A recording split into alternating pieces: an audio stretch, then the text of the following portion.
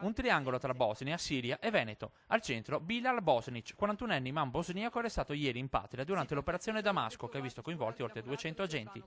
Tra i 16 arrestati spicca il nome dell'imam che ha predicato nel nord Italia e in Veneto, un nome già conosciuto dalla Procura di Venezia, a cui sono giunti i carabinieri del ROS, partendo dalla morte di Ismar Mesinovic, l'imbianchino partito dall'Ungarone per morire colpito da un cecchino in Siria.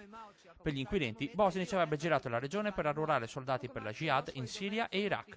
Tra le persone convinte a partire per la guerra santa ci sarebbero anche i due musulmani partiti dal bellunese, Ismail Mesinovic e Munifer Karamaleschi, che a gennaio ha lasciato Chies dal Pago per la Macedonia e oggi è in Siria con moglie e 3 figli. Durante l'operazione Damasco, che ha interessato una decina di città bosniache, sono state sequestrate anche notevoli quantità di armi.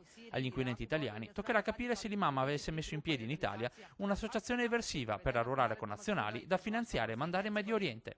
Sulla questione è intervenuto anche il senatore di Forza Italia, il bellunese Giovanni Piccoli, che chiede al ministro Alfano di fornire precise spiegazioni alla comunità bellunese e veneta sulla difficile situazione internazionale e sulle possibili presenze di cellule fondamentaliste nel nostro paese.